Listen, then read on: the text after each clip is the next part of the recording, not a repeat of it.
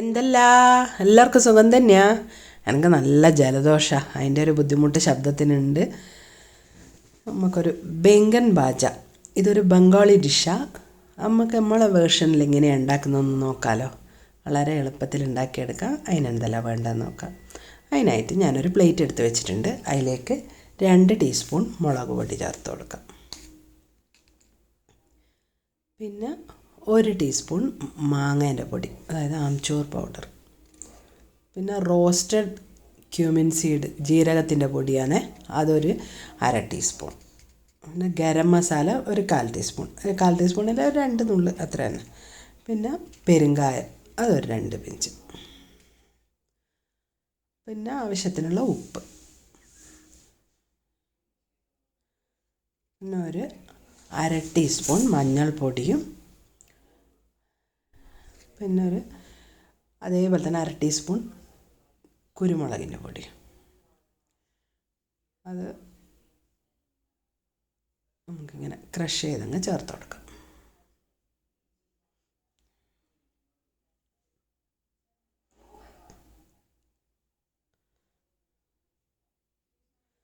ഇതെല്ലാം കൂടി ഒന്ന് മിക്സ് ചെയ്യാം. ഇതിൽ വെള്ളമൊന്നും ഒഴിക്കണ്ട കേട്ടോ. നല്ലോണം ഒന്ന് മിക്സ് ചെയ്തെടുത്തതിന് ശേഷം ഉപ്പും മുളകും എല്ലാവരുടെയും ഒരുപോലെ ആകട്ടെ. ഇതിൽ ശരിക്കും ബംഗാളികൾ കടലമാവ് ചേർക്കുന്നുണ്ട്. ഞാനത് ചേർത്തിട്ടില്ല, നമുക്കതൊരു ശീലമില്ലാത്തതല്ലേ. അപ്പോൾ നമ്മളെ വഴുതിനിങ്ങനെ മുറിച്ചെടുക്കുക. ഇതിപ്പോൾ ഞാൻ വലിയത് കിട്ടിയത് കൊണ്ട് ഇത് ചെയ്യുന്നതേ ഉള്ളൂ. നമ്മൾ സാധാരണ ഏറ്റവും ചെറിയത് വെച്ചിട്ടും ചെയ്യാം. അത് ഞാൻ കാണിച്ചു തരാം, കാണിക്കുന്നുണ്ട് പിന്നിൽ. ഇതിപ്പോൾ ഒരേ വലിപ്പത്തിൽ മുറിക്കണേ. എനിക്ക് അത്ര കറക്റ്റായിട്ടൊന്നും മുറിക്കാൻ പറ്റുന്നില്ല. നിങ്ങൾ കറക്റ്റായിട്ട് മുറിച്ചാൽ നന്നായിട്ടുണ്ടാവും, കാണാനും ഒരു ഭംഗിയായിരിക്കും, എല്ലാവരുടെയും ഒരുപോലെ വെന്ത് കിട്ടുകയും ചെയ്യും. ഇതേപോലെ എല്ലാം മുറിച്ചെടുക്കാം. ഈ ബാക്കും ഉപയോഗിക്കാം കേട്ടോ. ബാക്കിൽ ആടെ ആ തോലുമേലും മുളക് പിടിക്കൂല എന്നേ ഉള്ളൂ, മറ്റേ ഭാഗത്ത് പിടിക്കുമല്ലോ. അപ്പോൾ എന്നിട്ടിനി ഈ പൊടിയിൽ നല്ലോണം ഇതൊന്ന് അങ്ങനെ പെരക്കിയെടുക്കാം.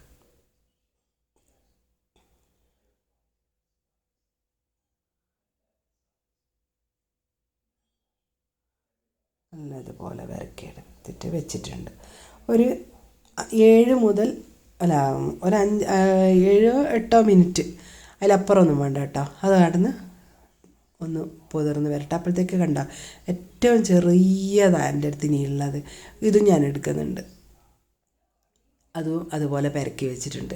അപ്പോഴത്തേക്ക് നോക്കുമ്പോൾ കണ്ടോ, ഇത് ഏകദേശം ഒരു നനവ് കണ്ടോ. വഴുതിനിങ്ങയും ഉപ്പും കൂടി ആവുമ്പോൾ ഇങ്ങനെ ഒരു നനവ് വരും. അപ്പോൾ അത് ഏകദേശം ആയിട്ടുണ്ട്. ആദ്യം മുറിച്ചിട്ടത് ഏകദേശം ആയിട്ടുണ്ട്, ഇതായിട്ടില്ല കേട്ടോ. അപ്പോൾ ഇത് അവസാനം പൊരിക്കാം. ആദ്യം പെരക്കി വെച്ചത് നമുക്ക് പൊരിക്കാൻ നോക്കാം. അപ്പോൾ ഒരു 5 മിനിറ്റ് കഴിഞ്ഞിട്ടുണ്ട്, ഒരു 6-6.5 മിനിറ്റ് ആയിട്ടുണ്ട്. അപ്പോഴത്തേക്ക് അത് റെഡിയായി. ഇനി നമുക്ക് ഒരു ഫ്രൈങ് പാൻ അടുപ്പത്ത് വെച്ചിട്ട് 1-2 ടീസ്പൂൺ വെളിച്ചെണ്ണയാണ് വേണ്ടു. വെളിച്ചെണ്ണയോ എന്തെണ്ണ ഞങ്ങൾ ഉപയോഗിക്കുന്നതെന്ന് വെച്ചാൽ എടുക്കാം. എന്നിട്ട് എല്ലാം എണ്ണയാകുന്ന വരെ ഒന്ന് ചുറ്റിച്ച് കൊടുത്തിട്ട് ഇതേപോലെ എല്ലാം നിരത്തി വെച്ച് കൊടുക്കാം.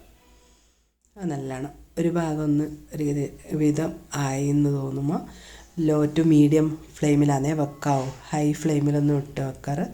അത് ഏകദേശം ആയിട്ടുണ്ട്. ഇനി നമുക്ക് ഇതിൻ്റെ മുകളിലേക്ക് കുറേശ്ശെ ഓയിൽ ഒഴിച്ചു കൊടുക്കാം.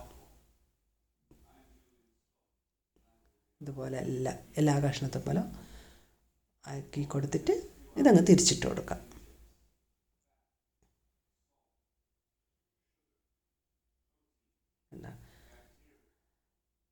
തിരിച്ചിട്ട് കൊടുത്താൽ നമുക്ക് മേലെ തൊട്ട് നോക്കുമ്പോൾ അറിയാം, നമുക്ക് തിരിച്ചിടുമ്പോൾ തന്നെ ഏകദേശം മനസ്സിലാവും. അപ്പോൾ അത് ഒന്ന് തിരിച്ചിട്ട് കൊടുത്തിട്ട് പിന്നെ ഇതേപോലെ തന്നെ ഒരു 5-6 മിനിറ്റ് ഒന്ന് വേവിച്ചെടുത്താൽ മതി. ഏകദേശം ആയിക്കഴിഞ്ഞ് ഇനി നമുക്കത് കോരി മാറ്റാം. ഇതെടുത്തതിന് ശേഷം നമ്മൾ ചെറുതിനെയും കൂടി ഇതുപോലെ വെച്ച് കൊടുക്കാം. 2 കൂടി ബാക്കിയുണ്ട് കഷ്ണം, അതും വെച്ച് കൊടുത്തിട്ടുണ്ട്. ഈ ചെറുതും ഉണ്ട്. ഈ സമയമാകുമ്പോഴത്തേക്ക് അതിൻ്റെ ബാക്കിലെല്ലാം നല്ലോണം കണ്ടോ നനവ് വന്നത്, അങ്ങനെയാണ് വേഗം നനവ് വരും.